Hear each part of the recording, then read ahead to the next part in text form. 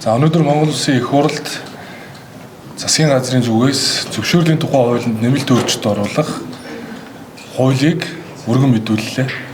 Та бүхэн мэдж байгаа өнгөрсөн хугацаанд цахим мөрөдөө тоглоом, бооцоо тоглоом, төлбөр тааврын талаар олон нийтийн хилцүүлгүүд бас нэлээдгүй өрнөсөн. Монгол Улсын нутаг дэвсгэрт тусгай зөвшөөрлгүйгээр үйл ажиллагаа эрхэлж байгаа OneXBet гэсэн энэ сайтаар дамжуулж 2024 онд 1.7 их найт төгрөг буюу 500 сая Америк доллар агентууд буюу зуучлагчаар дамжин гарсан байна. За өнөөдөр би бас Монгол банкнаас мэдээлэл авлаа. 1-р сар 2-р сар буюу 2 сарын хугацаанд 87 сая Америк доллар одоо яг энэ одоо агентуудаар дамжиж гарсан гэсэн ийм одоо мэдээлэл байгаа. Үндэсний статистикийн хорооноос бас судалгаанууд хийсэн 2023 оны байдлаар бол 200 гэмт хэрэг бүртгэгдсэн. 2024 онд гэмт хэргийн улмаас нийт 417.2 тэрбум төгрөгийн хохирол учирсан гэсэн ийм мэдээлэл байдаг. Тэр гадаад улсуудад цахим мөрөдөө тоглоом, бооцоо тоглоом, төлбөр тааврыг хэрхэн зохицуулдаг вэ гэдэг талаар бол бас судалгаануудыг хийсэн. Энэ хүрээнд 2024 оны 9-р сарын байдлаар бол Аз номгондлон бүс нутгийн улс орнуудыг судалж үзэхэд нийт 46 улсаас 21 улс нь цахим мөрөдөө тоглоом, төлбөр таавар, бооцоо тоглоом бүхэлд нь хууль бус гэж үздэг.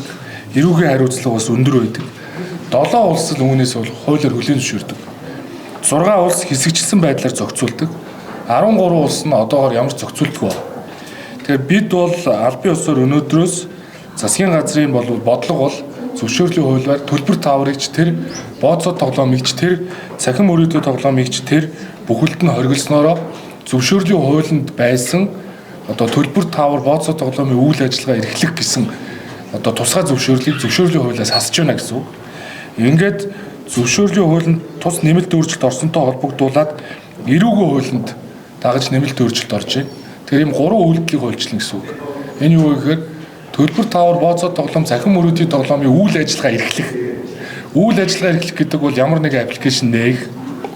За ямар нэгэн аж ахуйн нэгж байгуулад мэдээллийн технологи ашиглаад үүний үйл ажиллагааг зохион байгуулах хэлнэ.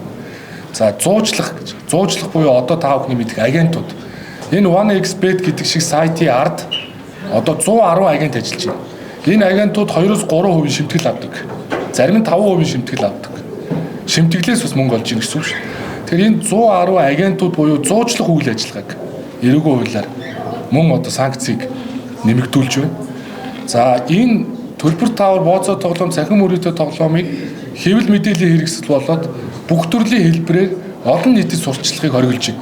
Тэгэхдээ үүнийг зөрчлийн хуулиар шийднэ. Хэрвээ зохион байгуулалтад тоглосон бол зөрчлийн хуулиар торгуул ногдуулахаар эхний үед бол зохицуулах нь зүйтэй гэдэг утгаараа бол энэ зохицуултуудыг хийсэн. Тэгээ өнгөрсөн хугацаанд яагаад энэ хариу арга хэмжээ авч ер нь чаддгүй байсан бэ гэдэг асуулт дээр бол нэг зүйлийг хэлэх ёстой. Үүний цаана бол мэдээж олон компани аж ахуйн нэгжүүд эрх ашиг хөндөгддөг. Энэ бол маш их тийм эмзэг сэдв болсон. За мөн дээрэс нь одоо энэ санхүүгийн салбарынхаа ажлаа явуулах гэдэг бол энэ чинь өөрөө Монгол улс бол 90 оны казиногийн хуультай. Казиногийн хуулиар эрүүгийн хуулийг хэрвээ одоо казино буюу мөрөдөө тоглоом зохион байгуулсан эсвэл мэдээллийн технологи ашиглаад зохион байгуулсан бол тэр казино хуулийг дагалдуулсан эрүүгийн хуулиар зохицуулдаг байсан. Тэгэхээр дээрэс нь нөгөө мөнгө угаах шинж эсвэл залилын хийх шинж агуулгадаагүй бол ямар нэгэн хэлбэрээр хууль хяналтын байгууллага ажиллахад маш их одоо бэрхшээлтэй буюу бооцоо тоглоом гэсэн агуулгын дотор энэ цахим мөрөдөө тоглоомын хэв шинжийг агуулад энэ зөвшөөрлийн хуулиар зөвшөөрөгдсөн юм аа. Энэ бол бооцоо тоглоом юм аа гэд цахим мөрөдөө тоглоомын үйл ажиллагааг энэ одоо сошиал орчинд, цахим орчинд үйлддэг байжээ. Тэгэхээр энэ хууль гарснараа Монгол улс бүхэлдээ хориглогдно гэсэн үг. Энэ төлбөр таавар, бооцоо тоглоом, цахим мөрөдөө тоглоомыг бүрэн одоо зөвшөөрөхгүй. Тэгэхээр хууль зөрчсөн энэ үйл ажиллагааг хэрвээ зохион байгуулсан бол хуулийн хариуцлага ногдуулна гэж ойлгож болно. VPN ашигладаг, янз бүрийн одоо арга хэрэгсэл ашигладаг, одоо гадны банкны карт ашигладаг ч гэдэг ийм тохиолдлууд бол байдаг. Гэхдээ энэ бол Монгол улсын нутаг дэвсгэрт болоод тусгай зөвшөөрөлт бол бүрэн хориотой. Тэгэхээр цагдаагийн байгууллагын мэдээлж байгаагаар бол хууль хяналтын байгууллагын мэдээлж байгаагаар бол ядаж гадагсаа урсж байгаа мөнгөн урсгал дээр нь хяналт тавих боломжийг бүрдүүлэх ёстой. Тэгэхгүй бол одоо баг айл болгонд л нэг юм мөрөөдөө тоглоом тоглодог, гар утсаа тоншоо суудаг хүмүүс их олон болсон байна. Тийм учраас энэ бол ард түмнийхээ нийтлэг эрх ашигын төлөө одоо аюулгүй байдлын төлөө бид бас хамтдаа энэ хуулийг бол батлуулж үүнтэй тэмцэх ёстой. Тэгээ хуулийн хяналтын байгууллага бол энэ үйл ажиллагааг хэрвээ хориглосон тохиолдолд бол нэг 65% орчим шууд багасна гэдгийг бол одоо бас илэрхийлж байгаа. За баярлалаа. За сангийн сайд. За учраас юм үлдээхгүй ярьчлаа дөө. Тэгээ энэ дээр сая сайдын хэлдэг тэр тоо маш их анхаарал татж байгаа шүү. Өнгөрсөн 2024 онд жишээ нь $500 сая гэдэг маань энэ бага биш, маш их дүн. За тэгээд дээрэс нь эхний 2 сарын байдлаа шүү дээ энэ жилийн $87 сая гэдэг бол өмнөх жилээсээ энэ чинь бараг 2 дахин өсөж байгаа байхгүй юу? 2 сарын дотор $90 сая гэдэг чинь.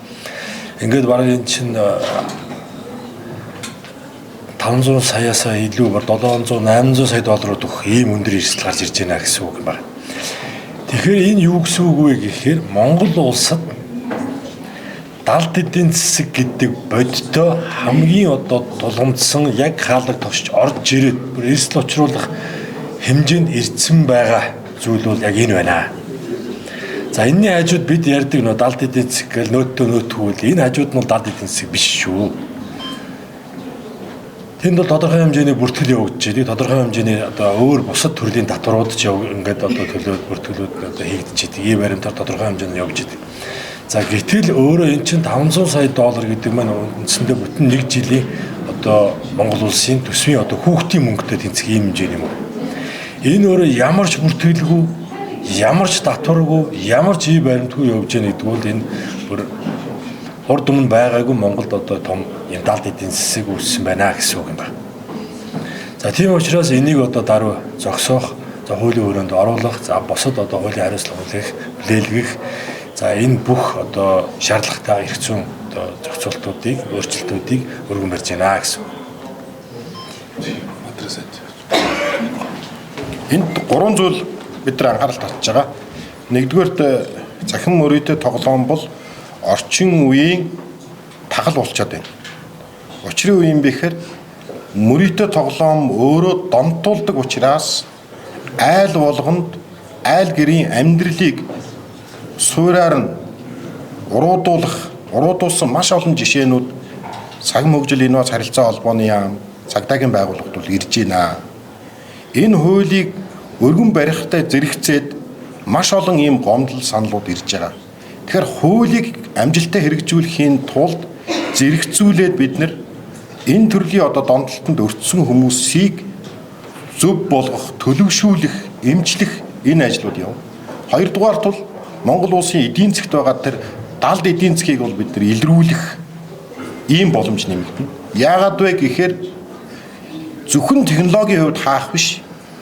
Банк санхүүгийн байгууллага, хуулийн байгууллага технологийн талаас гурван ийм хаалт хамгаалт хийж байгаа учраас энэ гадагшаа гарч байгаа мөнгөний урсгал, энэ тоглоомоор дамжиж байгаа маш их мөнгөний урсгалыг бол хаана.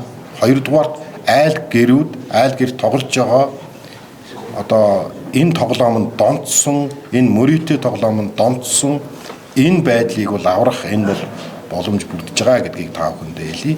За хоёрдугаарт хүмүүс маш их зүйлийг асууж байна. Энэ технологийн хувьд энэ хаах боломж байдаг юм уу? Энийг ер нь хааснараа ямар одоо сөрөг үр дагавар байдаг юм бэ гэдгийг хэлээд байгаа.